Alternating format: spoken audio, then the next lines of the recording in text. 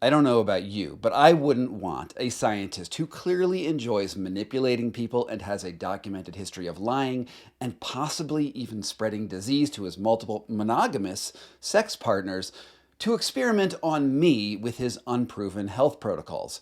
This is the story of Andrew Huberman that you need to keep your eye on. As a scientist, Huberman is skilled at controlling variables and trying to get his desired outcomes for his laboratory results, and I believe that those are the same personality traits that play out in his love life, in his friendships and relationships, and on his podcast. If you consume the information on his show, you are part of his experiment. He has millions of dollars of reasons to promote science that doesn't check out in order to increase his reach around the world and around the internet, and to literally just make money on his sponsorships. And if you think that the 6 women mentioned in the New York Magazine piece are the only ones coming forward with stories about Andrew Huberman, you are very likely wrong. I'm going to read you 2 comments that showed up below Carrie Howley's story to get an idea of what might be coming down the pipeline.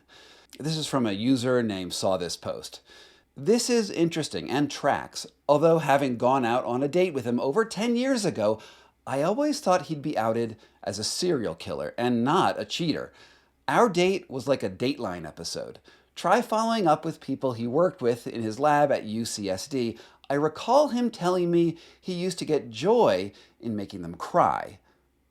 Okay, and underneath that post, there was this other post from another person who, reports that they dated Huberman, at least briefly. Oh, the same. I was a grad student at UCSD who went on 3 dates with him. I was convinced he was going to kill me when I slept at his house. He didn't actually sleep in the house, but in a weird apartment building behind his mostly empty house. I stayed awake the whole night almost. Also, our dates coincided with him dating Keegan, I'm pretty confident. He told me he had broken up with her, but she was having trouble accepting their breakup.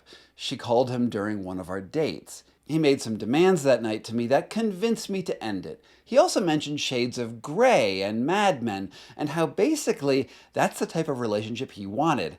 I couldn't roll my eyes any harder.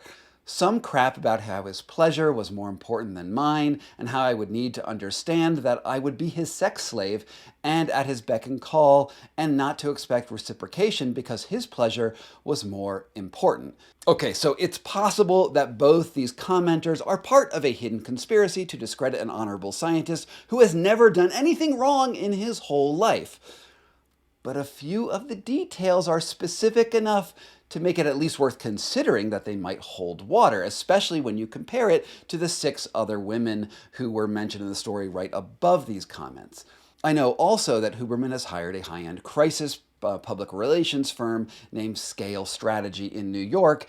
Scale is run by this guy, Jimmy Askey, whose claim to fame happens to be that he was the chief communications officer at WeWork before its IPO, and we all know how that went. And they are seeding stories to conservative media outlets and influencers to discredit the women who are coming forward. They recently leaked Carrie Howley's emails to a Twitter-based reporter named Sagar Enjeti to spread the idea that it was all a hit piece.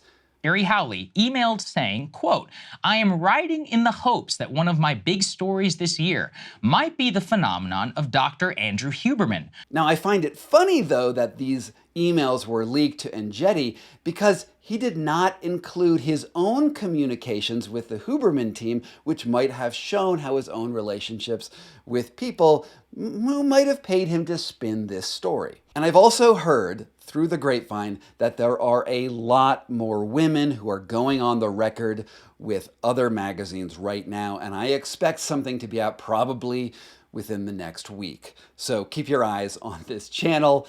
But before I go, I just want to play you one clip that I find particularly telling about how Huberman thinks about infidelity and maybe also the women in his life. You can't have long-term affairs with 6 different partners. Yeah, unless he's juggling multiple phone accounts or something right, of that sort. Right. And some men try to do that, but I think could be very taxing.